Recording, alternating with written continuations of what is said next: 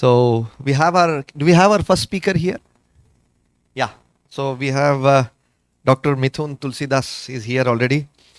Flow capsulorhexis, a novel technique in white and hypermature cataract. Over to you, Dr. Mithun, please. Respected Chair and Delegates, good afternoon. Today I'll be presenting on flow capsulorhexis, a novel technique in white and hypermature cataracts. I have no financial interest. So as we all know, attainment of a continuous curvilinear capsulorhexis is challenging, especially in white intumescent cataracts. And the incidence of incomplete capsulorhexis ranges from 3.8 to 28.3%. So many techniques have already been advised in the literature to perform capsulorhexis in such cataracts. These are the following. So I just introduce my simple humble technique which can be added to the surgeon's armamentarium. So in the present study, a modified flow capsulorhexis technique is described. And if you are introducing anything new, you have to compare it with a standard technique. So I have compared it with the standard needle decompression capsulorhexis by Bhattacharjee and Nabil. So this was a retrospective study over 30 months, analyzed the data of patients with intumescent or non-intumescent mature white cataracts who had undergone either phacoemulsification or manual small incision cataract surgery. So the intumescence was diagnosed based on the presence of a shallow AC or the presence of fluid vacuoles or radial spokes in the anterior cortex or the presence of multiple acoustic internal reflections on ultrasound A scan. Pediatric cataracts and those with retinal or optic nerve pathologies were excluded. Group 1 included those who had undergone flow capsulorhexis and Group 2 included those who had undergone needle decompression capsulorhexis. So this is a small video which shows the technique. So this is a very cost-effective technique which can be done in any setting. So you're just attaching the bent 27 gauge cystitome to the infusion line of the balance of solution and the flow is kept open. Now you can either choose the main tunnel or the side port based upon the surgeon's choice. Here I am just showing the main tunnel to just show that how the AC is well maintained even when you're going through the main tunnel. So here there is a continuous flow of fluid from the tip of the cystitome which actually washes away the liquefied cortex. It maintains the AC without collapsing, and also you need not go in and out in such cases because that is when you have to inject viscoelastic. Here you need only minimal viscoelastic or sometimes you don't need a viscoelastic, and you get almost a perfectly centered capsulorhexis. This is a kind of not very intumescent cataract. Now, no technique is 100% accurate. So here is a case of phacoemulsification, where again I am trying through the main side, main wound. You can see the liquefied cortex is automatically getting washed away. You don't need any other additional instruments. So it actually does the work of an AC maintainer without an AC maintainer. Well, the flap is rotated. You can see it's extended to the periphery, but as it's a small pupil, and the flap motility sign, I'm pretty sure it didn't extend to the periphery. Using a microrhexis forceps and scissors, I'm just completing the rhexis.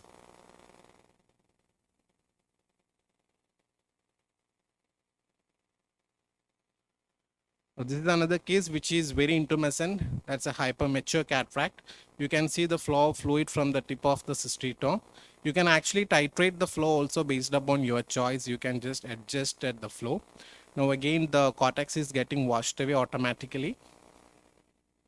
So most of the time when you inject viscoelastic in between, when it gets mixed up with the liquefied cortex, it hampers the clinical visibility. Here we don't have that issue also. The visibility is well maintained. That is a calcified area. There was small resistance, but eventually I could get away with it. So this can be considered as a stable new option along with other techniques for white cataracts. So the outcome measures included the success rate, which is defined as a single stage, circular, well-centered capsulorhexis without any extension, completion time of CCC, and times of viscoelastic supplement. These are the statistical methods used. 608 eyes of 420 patients were included in the study. Group 1 had 312 eyes and Group 2 with 296 eyes.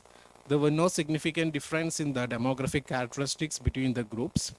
Coming to the outcome measures, you can see the completion time of the capsulorhexis is relatively less in group 1, that is a flow capsulorhexis, which is significant statistically, and the times where you have to inject the OVD in between is also less. The success rate is 95% compared to 87% of the needle decompression technique. Like I said, no technique is 100% accurate. There was peripheral radial tear out, like the case which I showed in phacoemulsification in 4.2% of group 1 and 12% of group 2. Two eyes had PCR and one eye had a ZD, but those were not related to the technique of the capsulorhexis.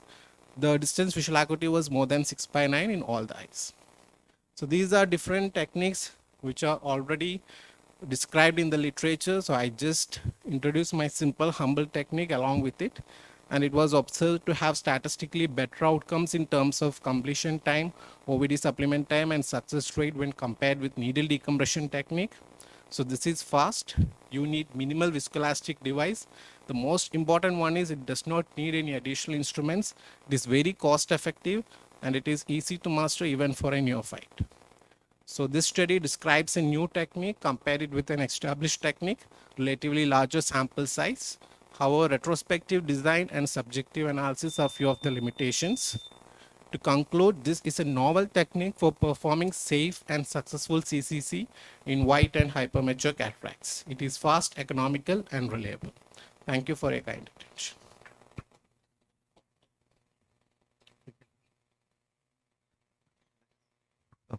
Very nice presentation. Good idea, Dr. Mithun. Thank you. Just had one point. When you are doing a Rexus, so I think wouldn't you feel better that doing through the side port Yes, sir. is much more better than going through the main wound? The first video you showed, Yes, sir. there was a scleral tunnel, Yes, sir. and of course, while driving out the intumescence or the whatever material, milky material is there, that is okay. But after that, would it be better if you had approached the chamber stability would have been much better Yes, sir. using a side port rather than the main port? I Yes, sir. saw, Even in this study, I have done most of the cases via side port only. but the Just videos which you the showed video were with all on the main ports. because to just show the stability of the anterior chamber, because side port anyway the And chamber will second be thing more is, stable.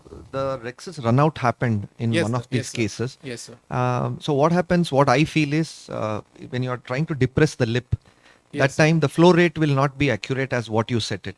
True, sir. The fluid keeps coming out. Yes, So the chamber stability will not be again maintained, which Yes, sir. probably would have been maintained with the With the side viscoelastic. port. Yes, sir. So Yes, sir. Like we said, like we might need viscoelastic in few cases also. Like yeah, suppose if it's a phacomorphic glaucoma, there is no way you can always get away with this technique. It is just one addition to the already established techniques, but still it is again 4% there was peripheral radial tear out, almost 13 eyes. where you had to use the forceps to bring it Yes, back. forceps and viscoelastic. Like one comment on this, instead of mixing both hypermature and intumescent, because intumescent will have more tendency for extension yes. to the periphery, and Yes. you have mixed both Yes, sir, hypermature, we can do that as fluid will come out, and then you can make Yes, sir. Rexus easily. But And we have- intumescent always there will be chances of extension. yes, sir. So you should have All these separated. 13 cases were in intumescent category only. All the radial tear outs were in intumescent. With an excellent presentation. You have mentioned the strengths and limitations of your study. Yes, You have spoken about the advantages of the procedure. Do you think there is any disadvantage that you can mention here? Yes, Because ma'am, every this- procedure has their pros and cons also, you know? yes, ma'am. The main disadvantage is the same, ma'am. Like this is not 100% accurate. Like we need more data because this is a single surgeon data which I am showing. So you need data from No, multiple disadvantage for the outcome of the surgery. You know, embracing this particular surgery. Is there any other disadvantage that you would want to tell us? No, ma'am. Regarding the technique or the study, like Not the study. Study, I understood Yes, the ma'am. limitations. I'm talking about the technique. You spoke about the disadvantage of, advantages of the technique. yes, So is it like no disadvantages at all, according to you?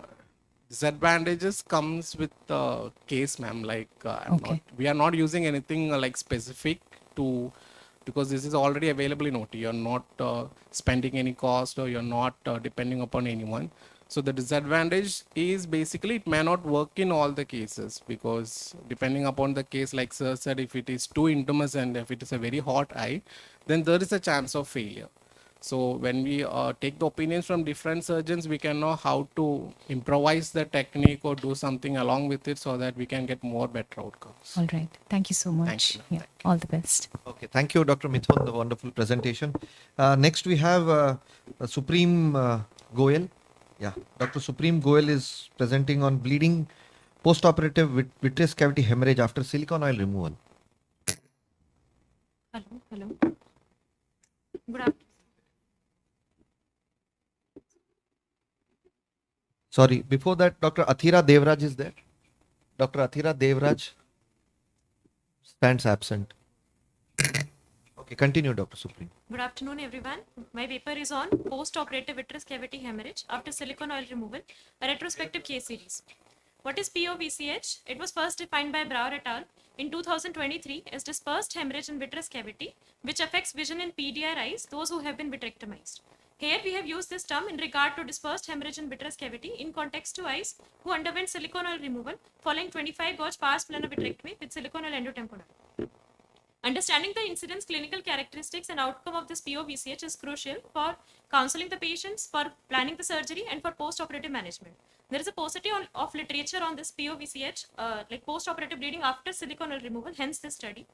We aim to characterize the incidence, clinical features, management, and outcomes of patient who develop post-operative vitreous cavity hemorrhage after silicone oil removal. This is a retrospective case series. It was conducted between January 2020 to December 2024. We analyzed 550 patients who underwent silicone oil removal. We included patients who developed this POVCH within 3 months of silicone oil removal, irrespective of the indication of primary surgery, with minimum 6 months of follow-up, with complete medical records available for analysis. These were our exclusion criteria. We collected demographic details, primary pathology related data, preoperative assessment, surgical details, and post-operative outcome related details with statistical significance set at p-value less than 0.05. Baseline characteristic of our patients, we identified 42 eyes of 41 patients with mean age of 59.4 years with overall incidence of 7.6%. One patient developed POVCH in both eyes following bilateral SOR procedures. Gender distribution, 70.7% were males. 78.6% patient had PDR related pathology, whereas rest had non-PDR related pathology, out of which RRD was the predominant. Out of 9 non-PDR related eyes, 7 had the RRD related pathology. Additional procedures done during silicone oil removal, 28.6% eyes underwent membrane peeling along with oil removal, and in 90.5% eyes, no gas tamponade agent was used. Preoperative observations in the study group, we studied multiple surgery, antiplatelet, bleeding after primary surgery, pre-SOR subretinal fluid, pre-SOR residual gliosis, and intraoperative disc bleed during previous surgeries. Red indicates that factor was present and blue indicates factor was not present. As we can see, most frequent factor was bleeding after primary surgery with 50% frequency. Next in line was pre-SOR residual gliosis with 40.5% as frequency.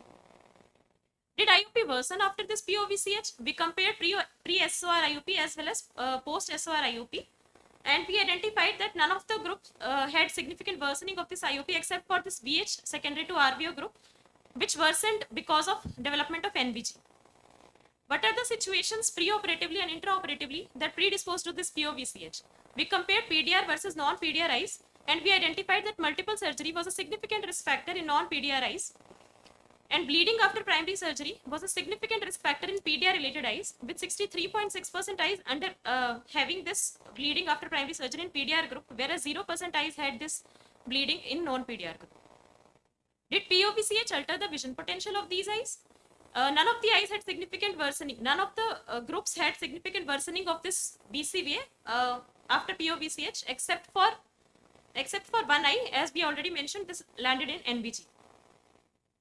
Management of POVCH, 64% eyes could be managed conservatively, rest had to undergo intervention. 16% eyes underwent anti-VEGF therapy, 14% eyes underwent repeat surgery, and 5% eyes had to undergo anti-VEGF followed by resurgery. What did we learn from this management? In PDR group, 57.5% eyes could be managed conservatively, whereas in non-PDR group, 88.9% eyes could be managed conservatively, and only one eye had to undergo resurgery in non-PDR group, that was VH secondary to RVO group, and 100% of RRT eyes could be managed conservatively. Depicting images of a 53-year-old female who had left eye macula involving TRD as primary pathology with BCV of counting fingers at 50 centimeters. VR surgery was done. following which BCVA of 636 was attained. Intraoperative disc hemorrhage and post-operative pre-retinal heme were noted. 8 months later, SOR was done, following which she had vitreous hemorrhage with BCVA of hand movements. 2 months later, she underwent resurgery with BCVA of 660 was attained. Another patient, 57-year-old female, with primary pathology as macula involving RRD, with BCVA of counting finger at 1 meters. She underwent multiple VR surgery, following which BCVA of 618 parts was attained. 5 months later, she underwent SOR, following which she had vitreous hemorrhage, and BCVA of 612 parts was attained conservatively only. She dissolved conservatively. So, POBCH represents a significant complication that warrants careful consideration in surgical planning and patient counseling. The vascular instability inherent to DR, combined with a complex surgical history often required to achieve reattachment in PDR cases, may predispose these eyes to bleeding complications. Non-PDR cases, particularly RRT patients, they demonstrated a different pattern with multiple previous surgeries being a more common risk factor. This finding suggests that in non-diabetic eyes, cumulative surgical trauma and tissue manipulation may be the predisposing factor for bleeding complications. How did we manage these eyes? Many cases could be managed spontaneously without requiring invasive intervention, providing reassurance for us as surgeons as well as for patient. This is consistent with the natural history of post-vitrectomy bleeding, in which blood products gradually clear through natural mechanisms. These were the limitations of our study. There was no control group for our study, and we excluded eyes who had concurrent retinal detachment in addition to vitreous hemorrhage. If we would have included these eyes, it might have influenced our management as well as outcome. And also, the study belongs to single center.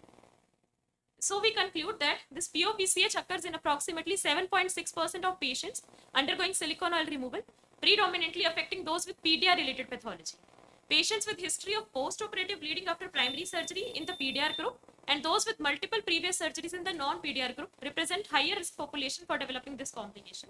Despite the occurrence of this POVCH, most cases could be managed conservatively, with both visual acuity and intraocular pressure remaining stable post-operatively. We also conclude that 100% of RRD eyes could be managed conservatively as primary, with RRD as primary pathology. These were my references. Thank you. Thank you, Dr. Supreme. Nice presentation. A few questions quickly. How many days post SOR did they develop bleeding? Sir, we actually did not check the mean duration of development of this vitreous hemorrhage, but yes, many patients had this vitreous hemorrhage post of day 1 itself. Post op day 1? 1 itself, following silicone oil removal. Immediately, you mean to Yes, say sir. immediate post-op, and most you mean to say more than 70% had that? Sir, we did not. And were these air-filled eyes, gas-filled eyes? Sir, these were air-filled eyes except And for. air was filled in almost all the cases where you are explaining, or there were fluid left cases? Sir, 9.5% eyes underwent gas as tamponade. Other than that, 90.5% eyes underwent air as. Air as tamponade. So why do you think that post RRD these cases had vitreous hemorrhage? Sir, What was the reason in your cases? What could be the reason? PDR, anybody can understand post silicone oil removal. They are known to have the recurrences. And the thing is, did you add any adjacent laser to any of these cases of PDR? How many of these cases were added? Were there any use of adjuvant anti-VEGF in these cases where you found out that there was still neovascularization in that group in those cases? All these factors also are important to know to avoid the post-op vitreous hemorrhage. Sir, actually, this is an ongoing study. So, these many factors are already we have studied, and the rest are we are already studying the effect of laser, effect of anti-VEGF. But we've identified that multiple previous history of multiple, for example, RRD as a primary pathology. I'm not asking about RRD. I'm asking only about PDR surgeries. PDR. Were there any adjuvants used like additional laser being done in the skip areas? And So if you laser was done. laser was all done, cases. were there any use of anti-VEGF agents in these cases where they found out that there was still some neovascularization left? Sir, pre-operatively. Not pre-operatively, intraoperatively I'm No, sir, asking. intraoperatively. None of these cases any adjuvant anti-VEGF injections were used. Okay. Thank you. So come out with more, because this is an interesting thing. We would like to know more about why the actual bleeding happened post RRD surgeries. How many cases had bleeding post RRD? Sir, 7 were the known RRDI. 7. 7 7 eyes out of 42 were the RRD eyes. RRD eyes. Yes. And what kind of RRD were they? They were the primary surgery, and this was just a silicone oil, or were these Yes, a this recurrent, was recurrent, just silicone oil removal. simple plain silicone oil plain removal silicone after, oil. and these were non-complicated RRDs? I mean to So say, macula involving RRDs. so what was the grading of that RRD? Were there any PVR in those cases where, in 42 cases where you did the RRD surgery? Sir, that is under yeah. Yeah. So you have taken an overview, bird's eye view, but why it happened, then you need to go into the depth of it. Okay. So were there any membranes peeled? Were there Yes, sir. ILM 28 peeled over the point- macula? Were there any 28.6%. recurrences of PVR which were handled intraoperatively during the surgery? Which manipulation might have caused post-op vitreous hemorrhage in non-PDR cases? That I think we would be interested to know a little bit about it. So 28.6% of eyes underwent membrane peeling in our study. No, I am asking in non-PDR Specific- cases. Yes, sir. 3 eyes. 3 RRD eyes underwent membrane peeling. You mean to say PVR membrane peeling? Yes. And all those cases had vitreous hemorrhage, all those three. Yes, sir. And but why did it happened in the other cases also where there was no membranes? Any rationale? You must have found out now. What is the reason for that? Sir, when we compared the Or were the patients diabetic? all, Non-PDR, non-PDR group were not diabetic. non-diabetic. Non-PDR group patients were not diabetic. Other patient definitely all were. So you need to find out whether intraoperatively something happened, whether there was hypotony, when they were doing the silicone oil removal, was there a globe collapse? Any of these cases, what it happened, what might have caused it to cause a vitreous hemorrhage? I think that parameters we would like to know, and that probably Sir, will give us. 33% eyes had previous, like for example, after RRD, primary surgery was done. Then they underwent ERM surgery for ERM again, like that. So they had the history of 33% eyes had. No, I am asking about RRD cases only. Yes, sir. So ERM peeling was done in most of these cases. So now, see, then the questions will be asked more. So when you say that the ERM surgery was done, so in these 33%, how many cases had ERM? These 33%. So why the rest 66% had bleeding? So those things I think needs to be addressed. But anyway, it's a good study because it's a large sample size. Yes, sir. So you need to really work on this. It will be a wonderful paper if you can work on that. Yes, sir. Okay. Thank you very much.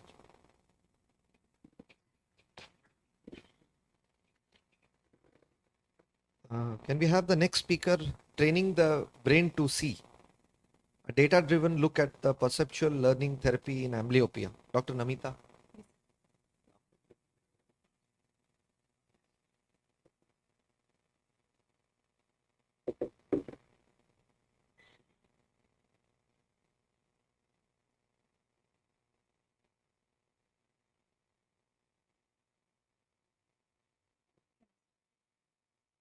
Good afternoon, everyone.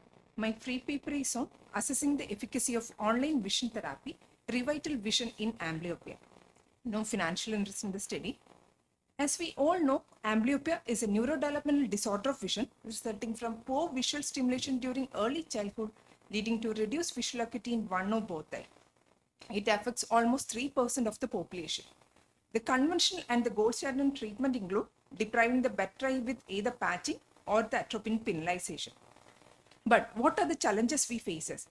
Because of the poor compliance and poor cooperation in younger children and its poor efficacy in age more than 18 years. So is this mission impossible? This is what we are dealing here in our study, revital vision therapy. It's a FDA approved clinically proven therapy for adult amblyopia and children more than 9 years. It's based on the principles of perceptual learning and neuroplasticity, where repeated visual stimulus are given in the form of Gabor patches, which is a gray and white striped patches, which has a size and shape matches with the receptive field of the neurons in the primary visual cortex. So repeated stimulus with the Gabor patches helps in neuronal efficiency in the primary visual cortex, utilizing the principles of neuroplasticity. So it is non-invasive, home-based, no need to patch or disrupt the daily routine, and clinically proven for adult amblyopia. So our aim is to assess the efficacy of online perceptual learning therapy in improving visual outcome across different age group and different severity levels of amblyopia. It was done retrospectively from the period 2020 to 2024. There were 16 patients included in the age from 8 to 35 years with the diagnosis of amblyopia. The main inclusion criteria were age should be more than 8 years, better eye vision should be better than logMAR 1, Strabismus angle should be less than 8 prism diopter, and they should have a accessible computer mount of 15 to 26 inch. And these are the other criteria. And it was administered in a controlled home environment with around 40 to 80 session, each session lasting 30 minutes, and around 3 to 4 session has to be done in a week. And the first trial is done at the clinic, and the result is automatically sent to the data center that they will form a customized approach to each individual. Thus, each treatment directly treat the neuronal inefficiencies, and the progress is analyzed at 20 session, 40 session, and 80 session based on BCVA and stereopsis. And the end point is when the patient does not improve beyond 40 to 80 sessions. All patients underwent a complete comprehensive ophthalmic evaluation, mainly looking into the pretest visual acuity in logMAR and stereopsis and Randall stereo acuity chart. And all were given monocular training, and it was completed over 2 to 3 months. Posters also, we looked into the visual acuity and stereopsis. We also did a subgroup analysis based on the number of sessions attended and between the age group and types of the amblyopia. Coming to the result, most of our patients were in the age group of 20 to 30 years and male outnumbered in our study. And majority had a moderate amblyopia based on the petit grade. And among the types of amblyopia, refractory amblyopia predominated. And the number of sessions, most 57% could attend at least 40 to 80 sessions, and most of them had a unilateral amblyopia. Coming to the pre and post session BCVA, pre session, 44% had a visual acuity between 612 to 636. Post session, it improved to 50% had 66 to 612.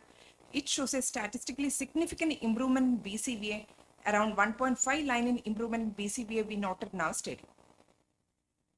Change in stereopsis from pre-test to post-test also show a statistically significant improvement in stereopsis. Subgroup analysis based on age also show there was a statistically significant improvement between the age and also between the number of sessions attended. And based on the type and severity of amblyopia, we found that there was moderate amblyopia showed significant improvement, and between the types of amblyopia, the change was not significant. However, they had a large refractory group had a largest mean change in BCVA. Based on the subgroup analysis in stereopsis between the ages and between the number of sessions attended, there was no the changes was comparable. And based on the type and severity of amblyopia, stereopsis improved significantly in moderate amblyopia, and stereopsis improvement were comparable between the types of amblyopia, though the change was not statistically significant. 4 patients in our study did not show improvement in distance visual acuity. However, all of them had a significant improvement in near stereopsis. Coming to the discussion, significant improvement in BCVA by 1.5 Nair in Snell and not in all age group, and moderate amblyopia and refractory amblyopia had a better response. And improvement in stereopsis also was statistically significant at the end of the treatment session, with moderate amblyopia had a better response, and it was comparable across the types of amblyopia. To conclude, Revital Vision, it demonstrates statistically significant and clinically meaningful improvement in BCVA and stereopsis in amblyopia across age and severity spectra. It shows a paradigm shift in vision rehabilitation in adult amblyopia and older children. So this study had a hope for adult amblyopia where practice make perfect and permanent. Our brains are plastic and we have the ability to shape them throughout our lives. So it utilizes the principles of neuroplasticity in adult amblyopia. These are my references.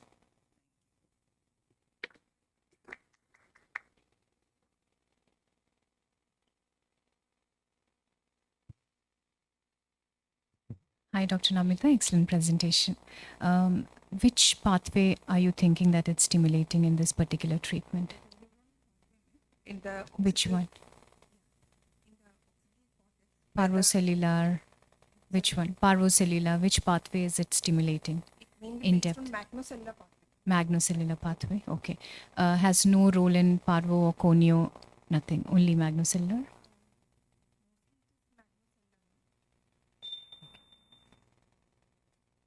Thank you.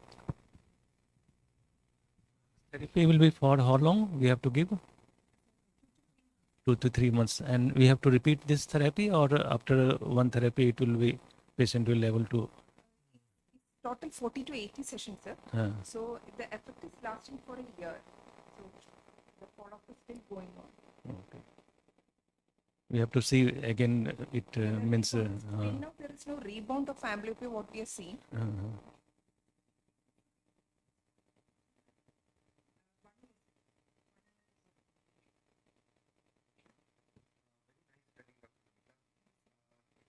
No, did you try to compare it with the other types of amblyopia therapy management? Nowadays we have Binox and Yes. majority else have come. Otherwise, it's very difficult because it's a single arm study. Yes, sir. Binox, we recently only introduced in our center. So, Okay. I mean, our study counts and all yet to come. Okay. Then maybe So we can- if the comparative study could have been done with the other modalities, then we could have tried to relate that which is more superior as compared to this. But this is showing improvement of 1.5. So 1.5. gold standard patching method, do you think will not give you 1.5 if you compare it with the Sir, gold this is- standard? Yeah, this is mainly looking at the adult amblyopia. Adult who only are I'm not- asking. yeah, In adult, patching definitely no. no, it will not help at all. The gold standard, because recently we were having a session in IIRSI where Dr. Pradeep Sharma still constituted that the patching, there's nothing replaceable. Of course, many new fancy items have come, many new fancy machines have come. That is magnocellular, what's that?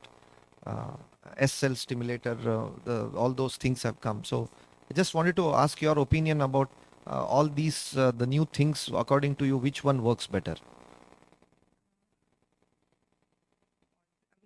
Definitely patching beyond the age of 18, It will I not really help. think it might not work. But still, if the patient can't afford all this therapy, then the other option is patching only. Okay. This comes around 50K, ma'am. They have to purchase the license and then they can do it at home. So the maximum they got was 1.5 lines, is it, or beyond that also? That was the In minimum. our study, but the literature, it was around 2.5 lines. 2.5 lines. Good. Thank you.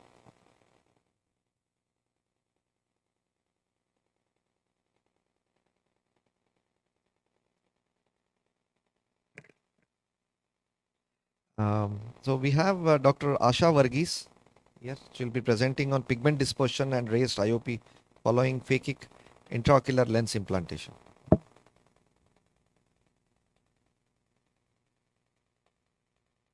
Good afternoon, all. I'll be presenting our case series on pigment dispersion and raised intraocular pressure following phakic intraocular lens implantation.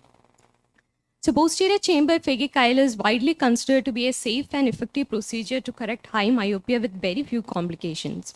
One of the less frequently reported complications is pigment dispersion, which can lead to raised IOP and, if unrecognized, can result in secondary open-angle glaucoma. So the aim of our study was to describe the clinical presentation, course, and outcomes of patients who develop pigment dispersion following phakic IOL implantation. This is a retrospective case series over a 9-year period from December 2015 to December 2024. During this period, 241 eyes underwent phakic IOL implantation in our center.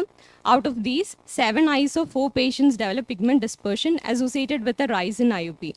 For each of these patients, we evaluated the key parameters, including the preoperative characteristics and the clinical characteristics on developing pigment dispersion. This is the standard surgical technique followed in all our cases. We begin with the corneal marking, followed by creation of a side port entry. The anterior chamber is then filled with viscoelastic, and a clear corneal temporal incision is made through which the phakic IOL is inserted. And the lens is positioned carefully behind the iris, ensuring proper centration. And then the anterior chamber is then thoroughly irrigated with saline to remove the viscoelastic, and finally the wound is hydrated. So this is the preoperative characteristics of all the 4 patients who developed pigment dispersion. All were young adults between 21 and 24 years of age, 3 males and 1 female, and all had high myopia ranging from minus 6.75 to minus 15 diopters. Baseline IOPs were within normal limit, ranging from 10 to 14 millimeters of mercury in both the eyes. Gonioscopy in all the patients showed open angles, indicating no pre-existing angle compromise. Regarding the phakic IOL type, 3 patients underwent ICL, while 1 patient underwent IPCL implantation. Overall, all the patients had normal anterior segment parameters and normal IOP with no predisposition for pigment dispersion. So all the 4 patients underwent uneventful surgery, and post-operatively they received standard treatment with topical steroids and antibiotic drops. All had normal immediate post-operative IOP, best corrected visual acuity of 6.6 and normal slit lamp findings. These are the clinical characteristic at the time patient presented with pigment dispersion to us. The onset ranged from 1 to 4 weeks post-op, and 2 patients were completely asymptomatic while other 2 presented with blurred vision, pain, redness and photophobia. On examination, all the 4 patients had anterior chamber pigment dispersion, pigment deposition over the lens surface and 4 to 6 mm pupil dilatation. In addition to that, symptomatic patients also had circumcorneal congestion, diffuse corneal edema, and AC cell reaction. There was also drop in vision acuity in symptomatic patient, and the IOP spike varied from 22 to 51 millimeters of mercury. Gonioscopy in both eyes of all patients showed dense trabecular measure pigmentation with open angles, confirming active pigment release. And ASOC demonstrated lens vault ranging from 808 to 1200 microns. In all the patients, the initial management focused on prompt IOP control. Oral acetazolamide was started in the acute phase, and 1 patient required intravenous mannitol for immediate IOP control. Topical AGMs formed the mainstay of treatment, which was tailored to severity of IOP rise in each case. Once the IOP stabilized, topical AGMs were gradually tapered over time. The duration of AGM use varied from 2.5 to 18 months, and all cases eventually achieved stable IOP off medications. Coming to the final follow-up findings, visual acuity was well maintained at 6.6 in all the eyes, and IOP remained within normal limits for all patients. There were no significant disc changes. Visual field testing was performed for all the patients and was completely normal, indicating no functional glaucomatous damage. Mild pupil irregularity persisted in all the patients. So coming to discussion, pigment dispersion is an uncommon complication reported less in the literature. In our case series, we had an incidence of 1.65%. The most possible mechanism in our series appears to be mechanical iris phakic IL contact due to high postoperative vault. Although appropriate sizing was done pre-operatively, high vault in some cases may have contributed to pigment release. Our first line approach was topical AGM with systemic agents for rapid control, and in cases of refractory cases may require phakic IL explantation or even glaucoma surgery. However, in our series, all patients responded well to medical therapy alone and none required any surgical intervention. So to conclude, pigment dispersion is an uncommon complication following phakic IL implantation, but it's clinically important as it can lead to IOP elevation and secondary glaucoma if unrecognized. Early detection and prompt management can ensure excellent visual outcomes, and these cases highlight the need for careful long-term post-op monitoring even when the surgery is uneventful. These are my references, and thank you for your patient listening.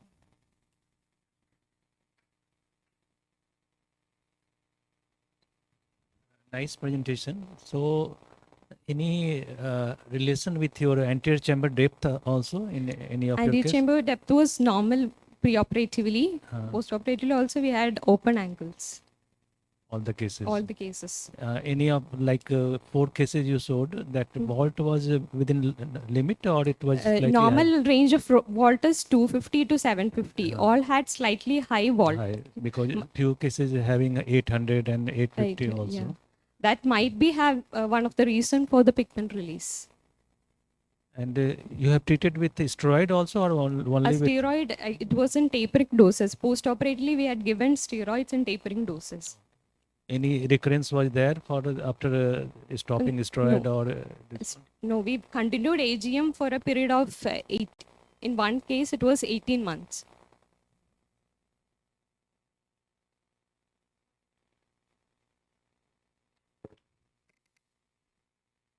Nice presentation. Just wanted to know, did this happen with any particular type of lenses? All 4 were of the All- same company? 3 were ICL and 1 was IPCL. Okay. IPCL is an Indian company and ICL is foreign company. Only one was in earlier reported literature. This complication has been reported in case of ICL. 1 second. Brother, can you please stop the sound of the timer? Mic is also not working, I think. Okay, why do you think that this happened? It in these cases? Like previous literature has not reported any particular cause for the pigment release, but in our study, it might be a high vault can be a reason for the pigment release. High Is vault. there any way where we usually look at the vault preoperatively look at the AC Preoperatively, we depth as calculate the white to white distance and then we send for the company for the Yeah. lens. But yeah. the actual cause is not known. So can you predict it before to avoid these happening or this thing later? That we have to find a solution to see. I think doing a UBM can help to measure the correct white to white distance. So that might be helpful in predicting. No other systemic causes were elicited in these cases. No, It was no. purely because of the Purely- vault and the surgical manipulation. Any systemic workup was also done in these cases to elicit why the inflammation could have happened. If the patient was on any immunosuppressants or any of those kinds, any personal history All the was taken. patients were Fit free and- of any. No, not on any systemic. medication and no any history Not- of any no, significant. One patient had thyroid disease. Other than that, all of them were normal. Any uveitis workup or anything was done before or later on? Later on, No recurrences, you said. no no? recurrences. Hi, Asha. Good presentation. Two questions for you. One question is, this study has been over a duration of 9 years, right? I'm sure there is a learning curve for the procedure. So these 4 patients that you saw, were they equally distributed for the 9 years, or it was seen during the initial No, it was towards the end actually. towards the Towards end? the end. Okay. And in similar lines as Dr. Srinivas's question, autoimmune disease, it's pretty common now. We're all aware of it. Would you think of kind of working up these patients with uveitis where surgery has gone really smooth? And of course, now you said there is no learning curve there. It's happened in the later cases. Would you think of evaluating them for autoimmune disease? Yes. Have you done that? I have not done. Not done that, But yeah. I like But the probably only it would thing she said was since there was only one occurrence. one occurrence. Yeah. So this did not happen again after that. Is long period follow up is there of these cases? Of One- these 4? Yeah, 1 year to 1.5 year follow-up is there. So no recurrences you No have seen. recurrence noted. Pigment release reduced over time, along with the control of IOP. Okay. Why it came into my mind is you said that one patient had thyroid. Thyroid has associated autoimmune. It may not be always thyroid. So that's why. Thank you so much. Thank you, Dr. Asha. Next we have Dr. Nimita Nagib. I request Dr. Shebin Salim, who is substituting him. Yes, madam. So we'll go last, madam, once the competitive session is over because it's a substitute. So and the judges have allowed to present. Okay. So we have Dr. Shebin Salim. Will be presenting on the sweat gland tumors of eyelid. Sir, this is not my present. No, 1 second. Nimita, efficacy of diode CPC alone versus combined with the intravitreal bevacizumab in neovascular glaucoma management.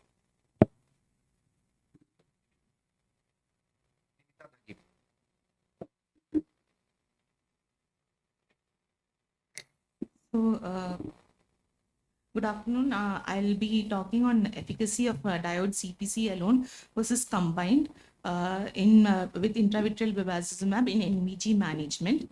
So, neovascular glaucoma is an advanced disease, and standard treatment includes PRP to reduce retinal ischemia.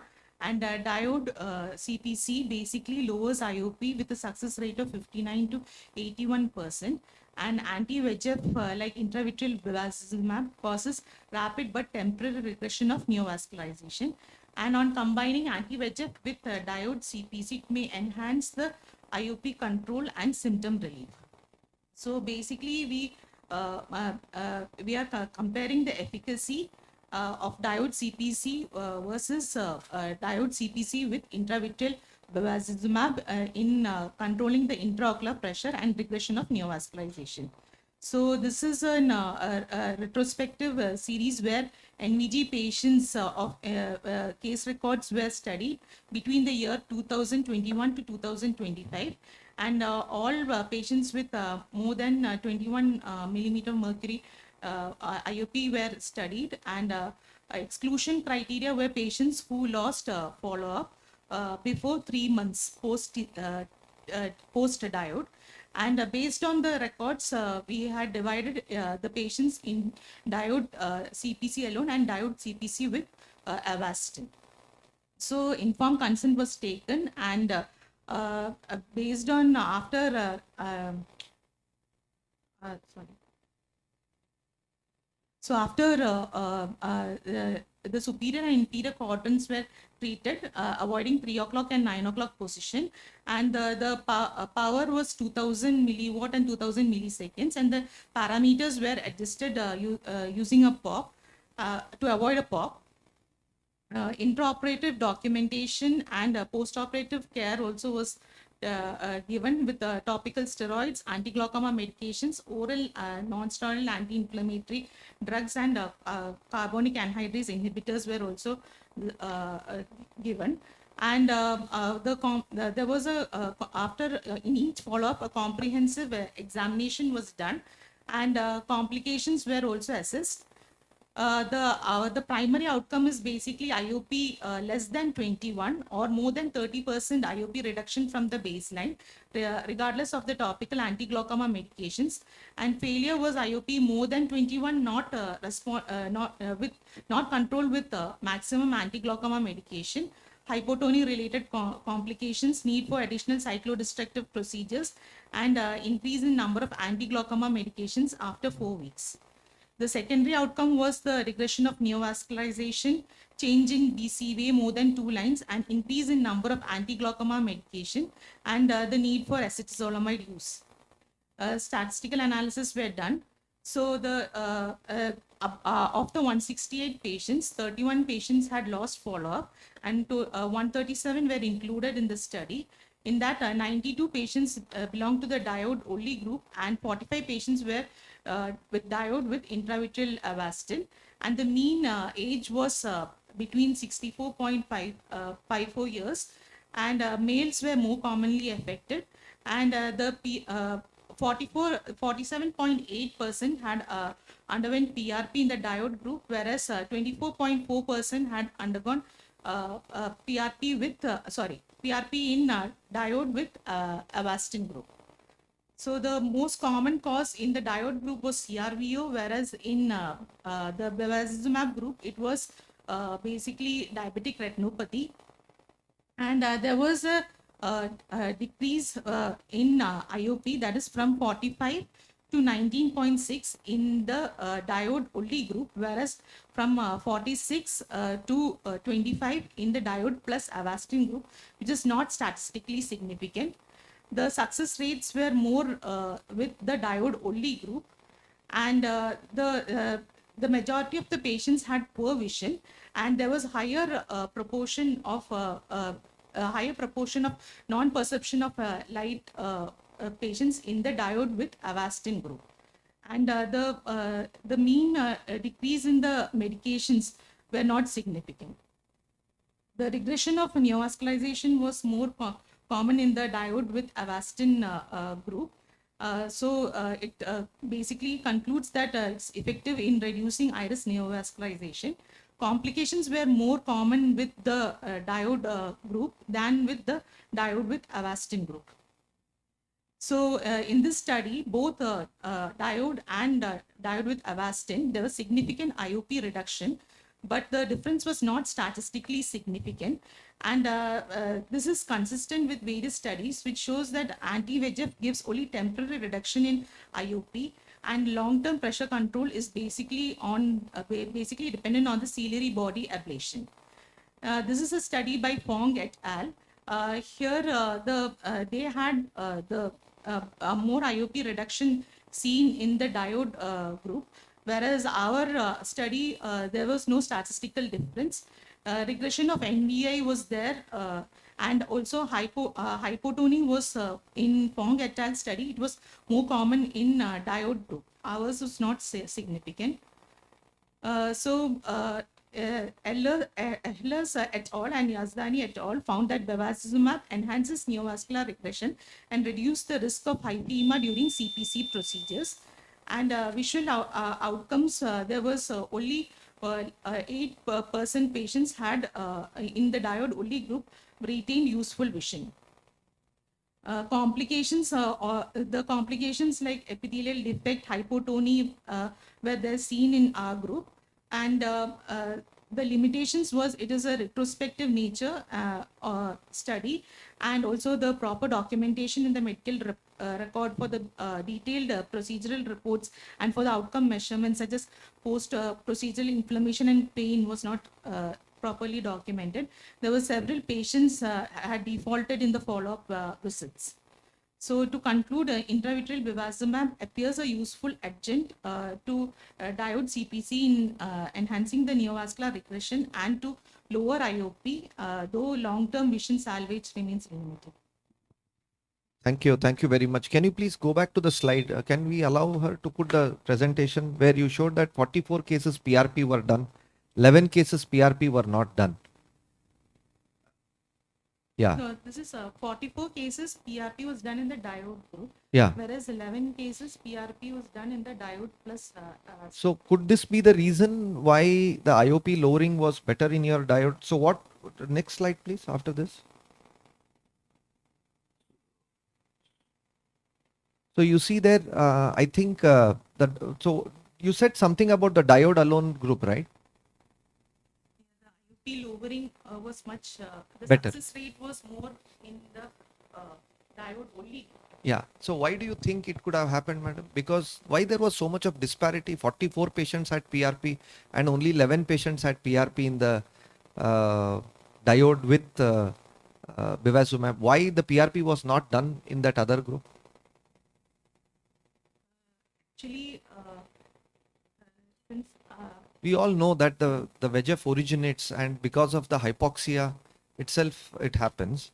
And treating the laser, that's why you have, it has shown very good results with the diode alone group. Whether you had put the anti-VEGF, see, anti-VEGF according to me works only temporary. It has already been shown.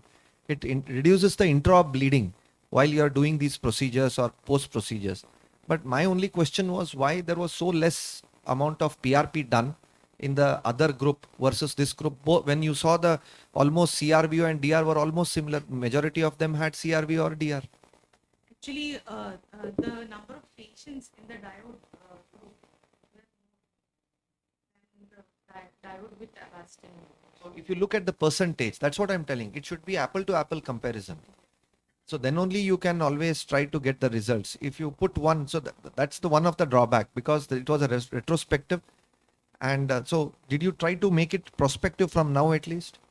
Yeah, we are working on it.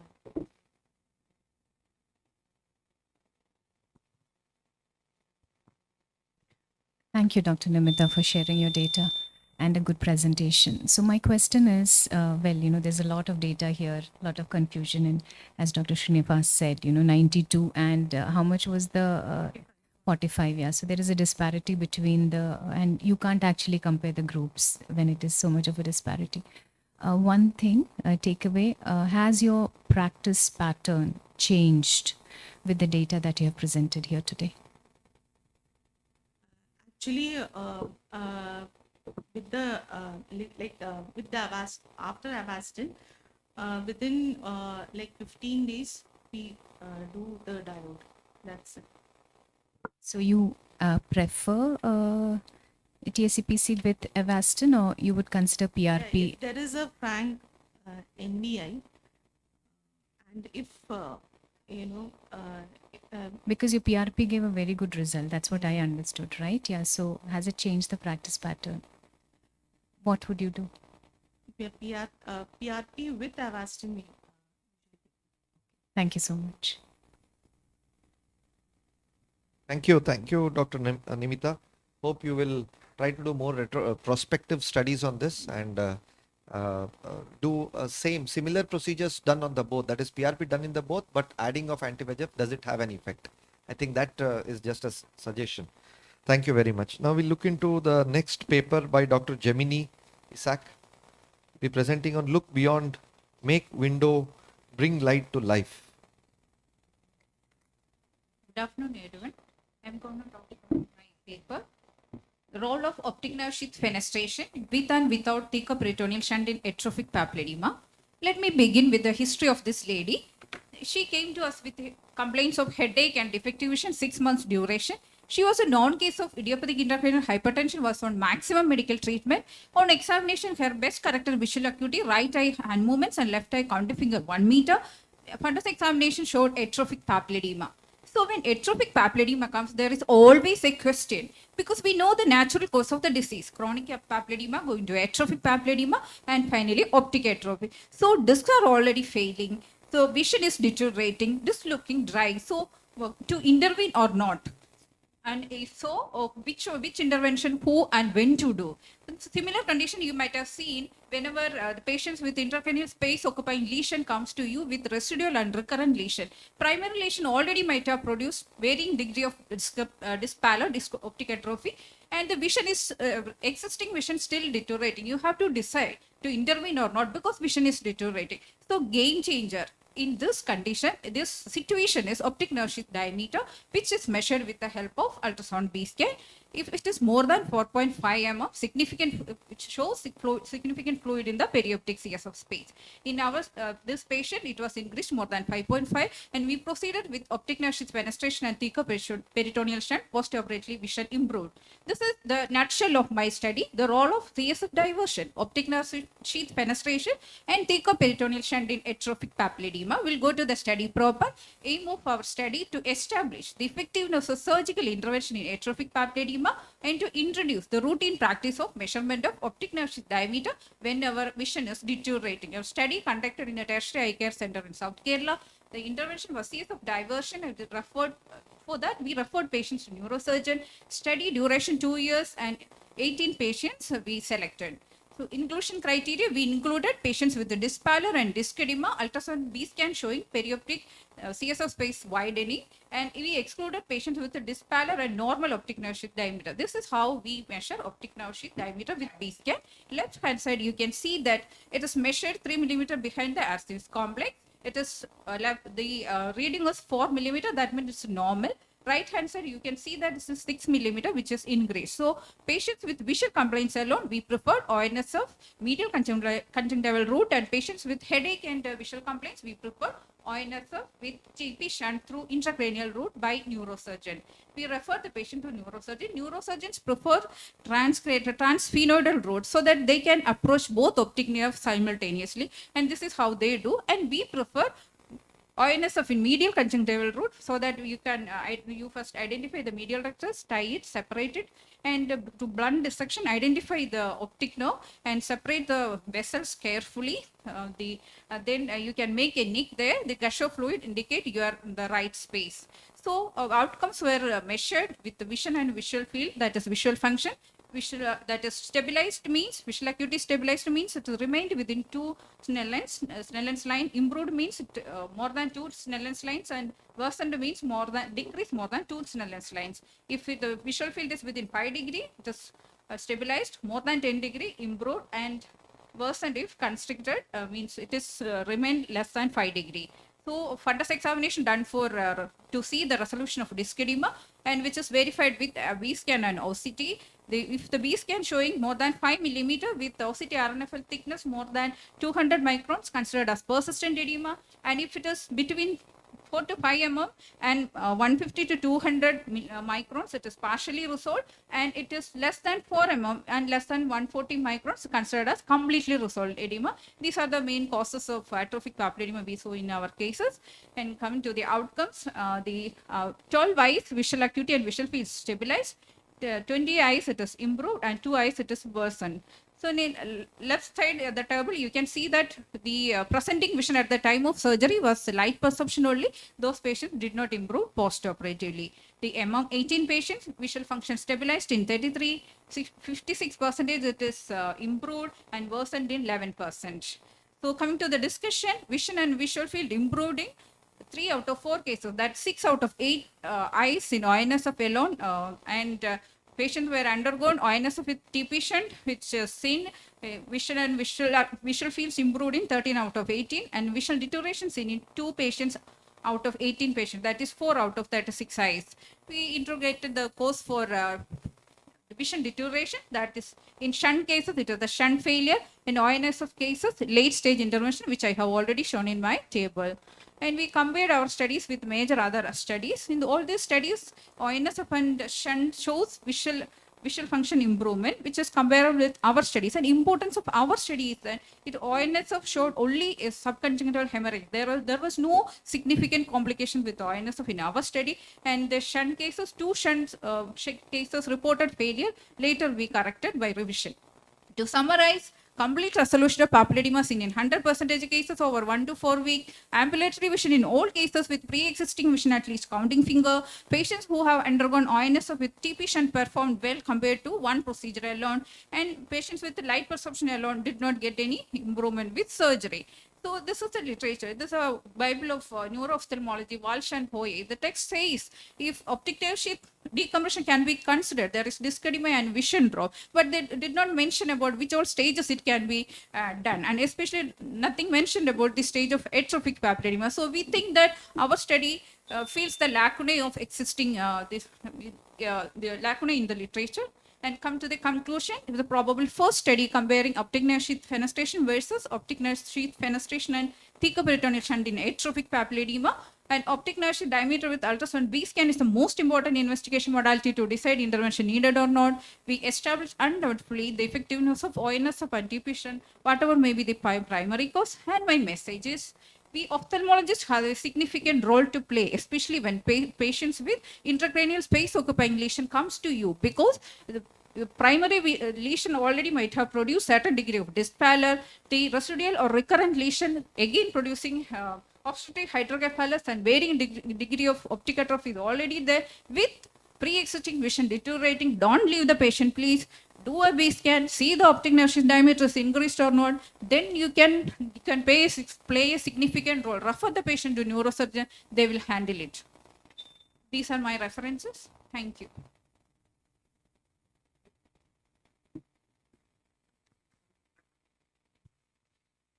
Hi, Dr. Gemini.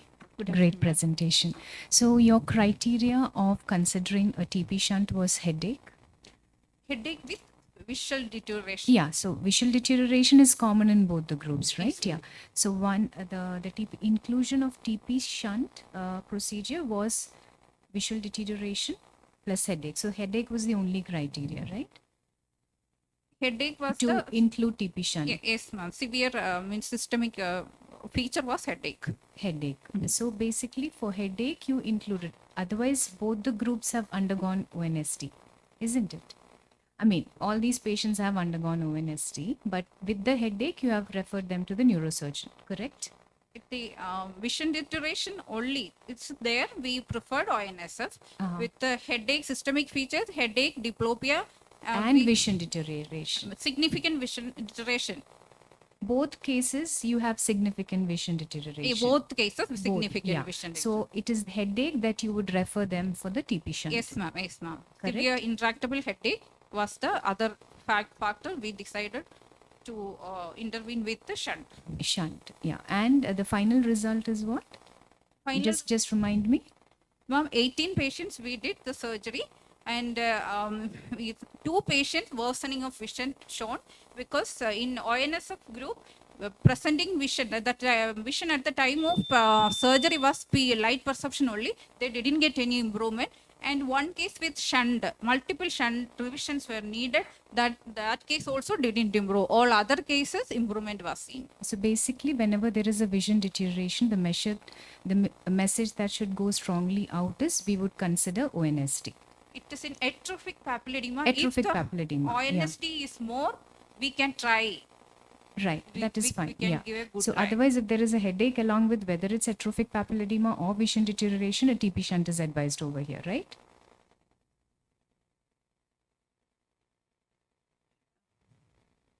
Ma'am, Headache is the criteria for the TP shunt TP shunt intractable headache and along with vision with deterioration. ONST. ONS. With the ONST. Okay.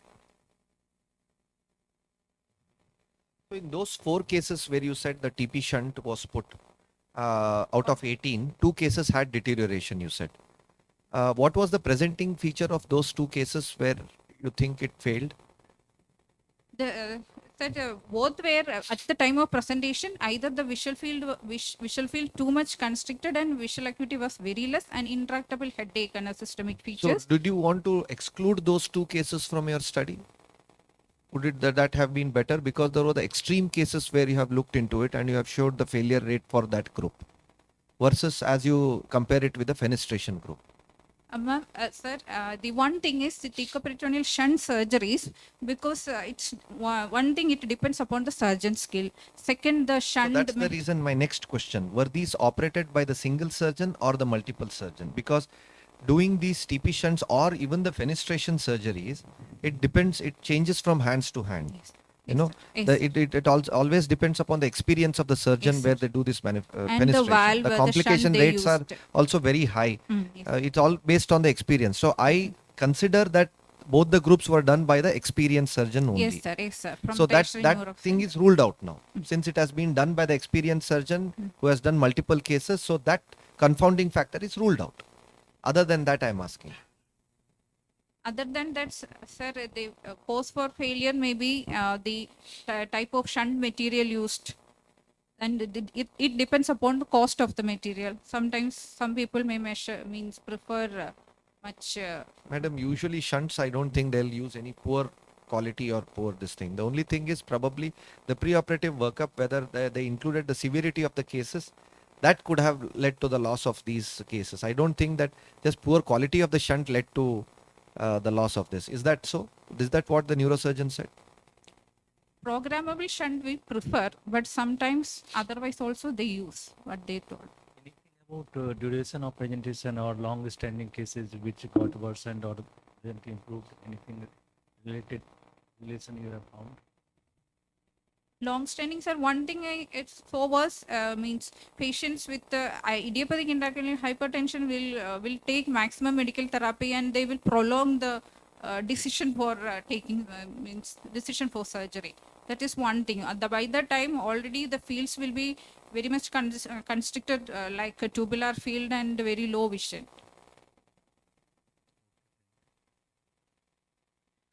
Basically, you want to emphasize that even in an atrophic papilledema, an ONST should be done.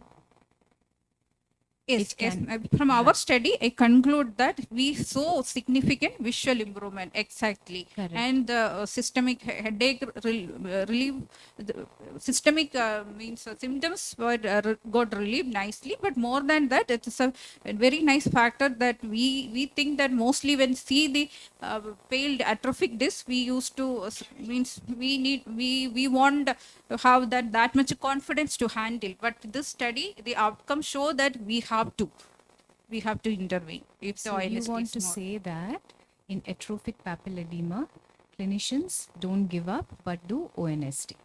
Should measure ONSD. If it is significantly more, should go refer the patient to neurosurgeon who is confident to handle that.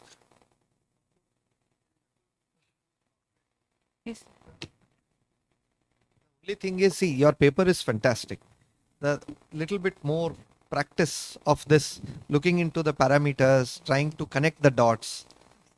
I'm just suggesting you, since you can go to, you will go to various other platforms. It's a fantastic study. Probably little practice will help you. Yes. Thank you. Thank you very much.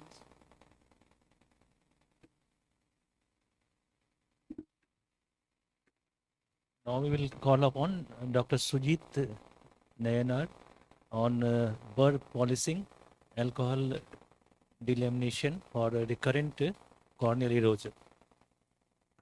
Good afternoon, respected judges and delegates.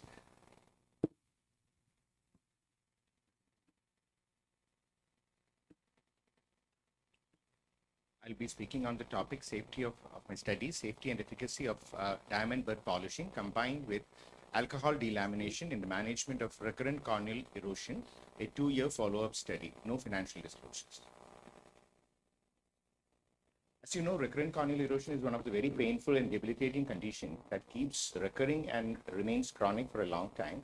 Traumatic erosions are the most notorious cause for recurrent erosions, but other conditions like dystrophies and degenerations can also cause the same. Even though the first line of management is medical, there is no consensus regarding which is the ideal medical management for recurrent corneal erosion. Incidence of refractory cases are high, for which surgical management may be needed at some stage.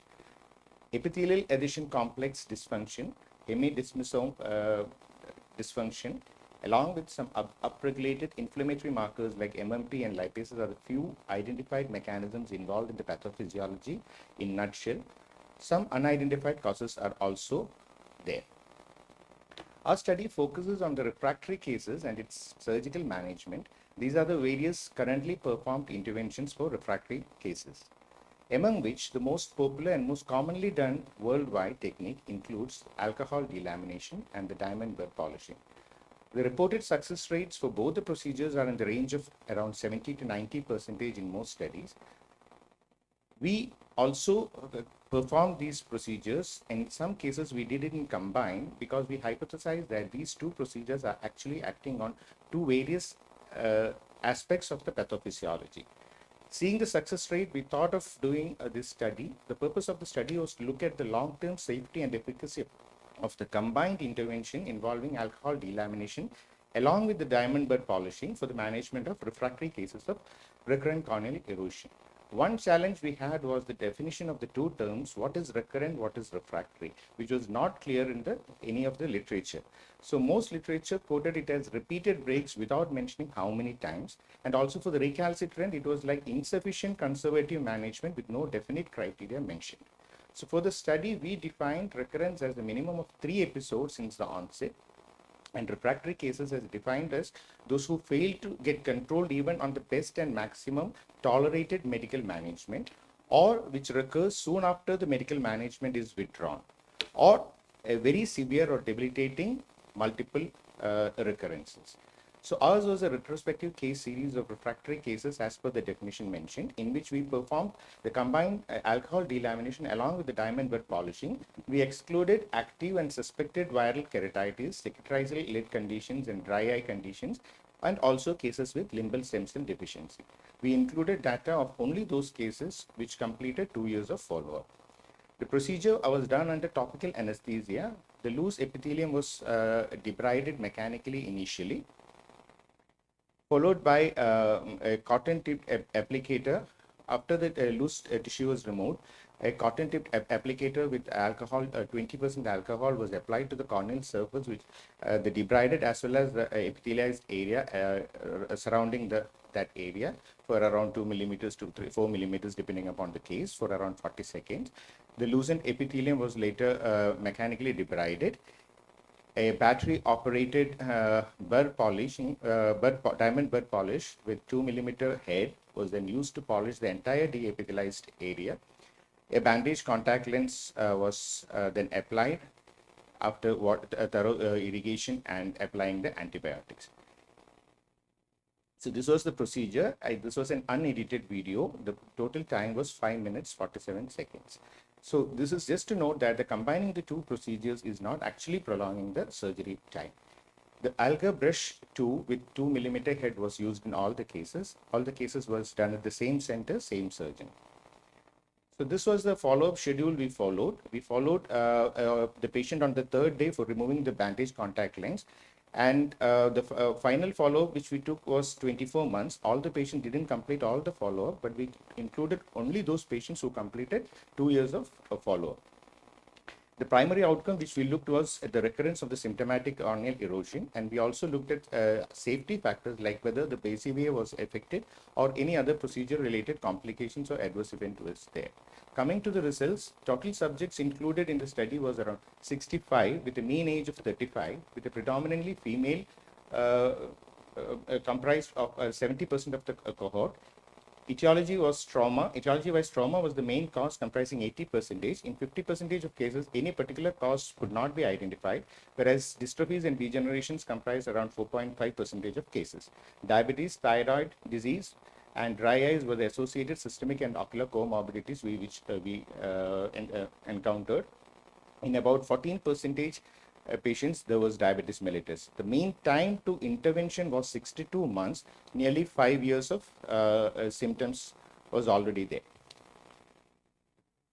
When we looked at the recurrence rate at 2 years, which is the primary outcome, it was found to be 3.1%, which implies that the efficacy of the procedure is preventing in preventing recurrences was 97%.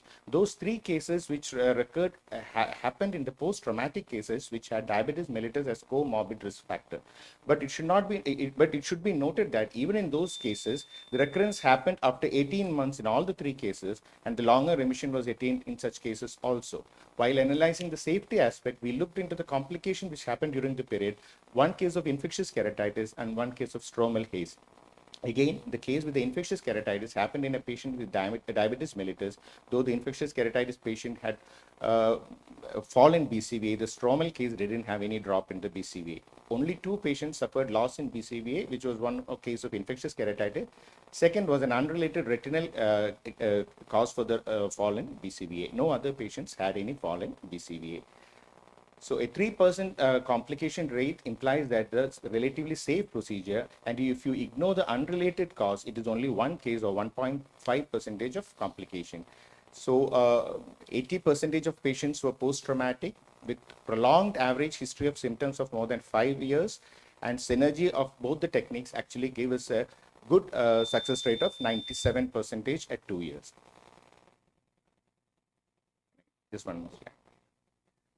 We just did a subgroup analysis to see if we remove the diabetes, if there is any difference. When we removed the diabetes, we could find that it was almost 100% success rate. And in the diabetes patients, it was 29% failure at end of 2 years. But that too, we had almost 1.5 years of remission in such cases also. So even in such patients, it was showing very good results. And when we compared it with the literature, we showed that it actually outdone all the other studies. There were no comparative studies combining both the procedures, and there was no comparative studies between these 2 techniques, and the 97% was not mentioned in any of the studies. So to conclude, we had we didn't do a randomized study, and it was from a single center design. And there was lack of control group, but the results are very promising. We would like to continue it for looking for a 5-year results. Thank you.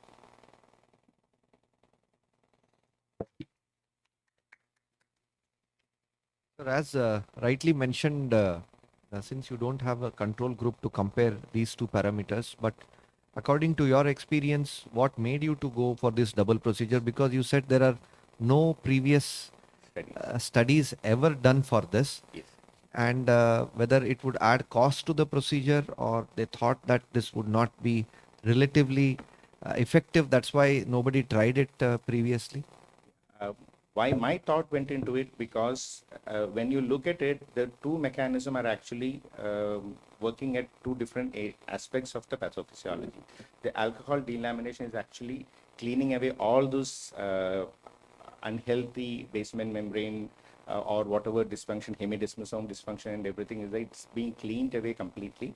Whereas the burr polishing is giving a new surface for the new epithelium to grow.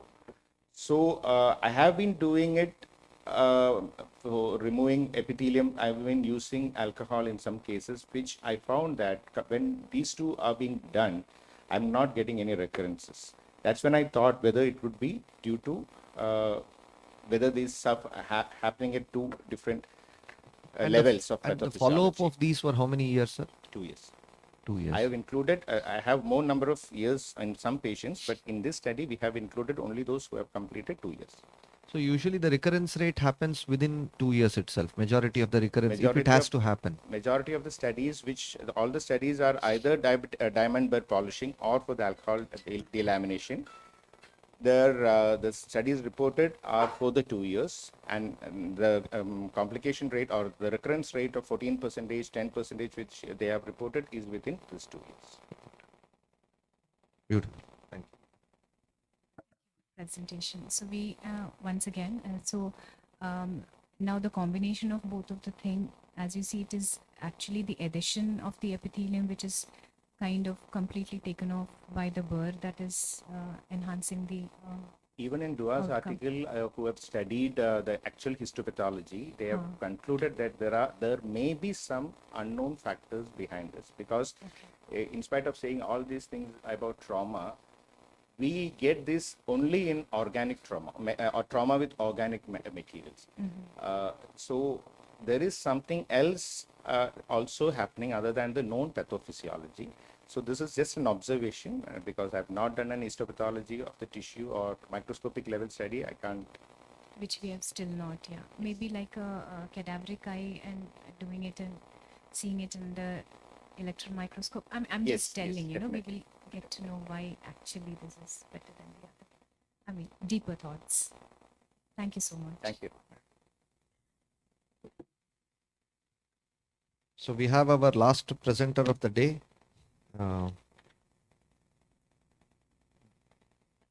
Respected Sweat judges. gland. Yeah, yeah. Please, madam. Please go ahead. Respected judges, I'm presenting on behalf of Dr. Shebin. My paper is on sweat gland tumors of eyelid, a clinical pathological study. As we know, sweat gland neoplasms are rare adnexal tumors with lots of diagnostic challenges, and there is lack of consensus regarding the nomenclature and classification, with multiplicity of terminologies, both eccrine and apocrine gland. To present the clinical histopathological features and management outcome of patients with the sweat gland tumors of eyelid, it's a retrospective observational study. We had 15 patients during a period of 10 years, done in a tertiary ophthalmic center. The mean age at presentation was 55.6 plus minus 17.4 years. Duration ranged from 1 month to 20 years. So coming to each tumor, one is hydrocystoma. We had 5 patients. The mean age was 52 years. Here we can see the pathology is apical snouts and papillary projections into the cyst wall, suggestive of apocrine origin. All patients underwent cyst excision with the biopsy. Intraoperatively, there is rupture of cyst wall in 2 patients, and 2 patients had a recurrence. Next is condor serongoma. We had 2 cases. One was 66-year-old with a history of 6 years and history of INC in the past. Second was a 19-year-old with a recurrent attack since 2 years of age and status post removal 4 times back. Both the patients underwent wedge excision with the biopsy and proved it as condor serongoma. Histopathology showed a mixed pattern in this case. Coming to cystic papillary apocrine adenoma, we had 1 patient, 62-year-old, with a history of 8 months. Here the cyst lined by, as the name suggests, adenomatous proliferation and papillary formation. Coming to eccrine poroma, we had 1 case, 60-year-old lady, history of 20 years history, had undergone shave excision from elsewhere and present like a non-healing ulcer. She had endophytic growth into the dermis with a focal irregular acanthosis. Coming to eccrine porocarcinoma, that's the malignant version. We had 1 patient, he was 66-year-old with a subrose swelling since 8 months. It was mimicking basal cell carcinoma. It had, the pathology was a circumscribed neoplasm, the cuboidal cells in the vesicular nuclei and ductal lumen. Next is apocrine variant, apocrine adenocarcinoma. This was a case of apocrine adenocarcinoma. It was also mimicking like a basal cell carcinoma with the roll-out edges, and 62-year-old male with the 4 months duration. Systemic evaluation was normal, as it can have associated secondary. Next is mucin-producing sweat gland carcinoma. We had 2 patients. One was 60-year-old and of 6 months duration. Second is 60 with the 1 year duration. This was the typical clinical picture. There was loss of lashes. Both these patients, since the lesion was small, underwent wedge excision with the clear margins and biopsy and reconstruction. Next is mucinous adenocarcinoma. We had 2 cases, 73 and 83-year-old with a history of 1 year and 2 years duration. Systemic evaluation was normal. So coming to the clinical presentation, we had 13 patients with the lid margin lesions, 1 with a subrow, and 1 had anterior lamella sparing lid margin. 5 underwent cyst excision with the biopsy, 8 underwent wedge excision, and 2 underwent wide excision with lid reconstruction. Marginal clearance was there in 10 patients, except in one case of hydrocystoma. Histopathologically, 9 had benign lesions and 6 had malignant lesions. Follow-up, no recurrences were noted in any of the cases over a mean follow-up period of 23 plus minus 5.5 months, except in 2 cases of hydrocystomas. So coming to the discussion, hydrocystoma, it can be either eccrine or apocrine. Clinically, it is a translucent, solitary or multiple. It can have syndromic associations. In our study, none of them had any syndromic association. Condor syringoma is like a pleomorphic adenoma with a mixed pathology. Similarly, ecrine poroma, only 11 cases reported till date. Here, the possibility for malignant transformation to porocarcinoma or recurrence is there. Porocarcinoma arises de novo as a primary tumor or can develop from a pre-existing benign poroma after a long latent period. Regarding the apocrine adenocarcinoma of the eyelid, multiple terminologies. All the endocrine mucin produces wet gland carcinoma, apocrine adenocarcinoma, mucinous adenocarcinoma, all belong to this category. Especially this endocrine mucin producing sweat gland carcinoma is in situ precursor of invasive primary mucinous sweat gland adenocarcinoma. It is important to rule out primaries elsewhere. So coming to the treatment aspect, should we excise the anterior lamella alone? Actually, no. There was a case reported. This was a recurrent lesion which had been removed by lamellar excision. So lamellar excision, if you do, you can have recurrence later. In benign sweat gland tumors, should be excised completely. Again, yes, malignant transformation of the benign cutaneous mixed tumors are reported. To conclude, eyelid sweat gland tumors are very rare. Clinical presentation varies except hydrocystoma. The identification is it will not cross the posterior lash line. Cystic areas can give a clue to the sweat gland origin.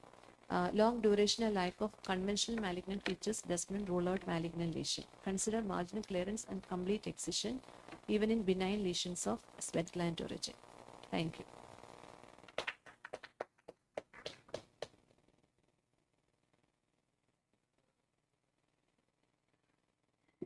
Good series of cases. Very good series. Yeah. Thank you.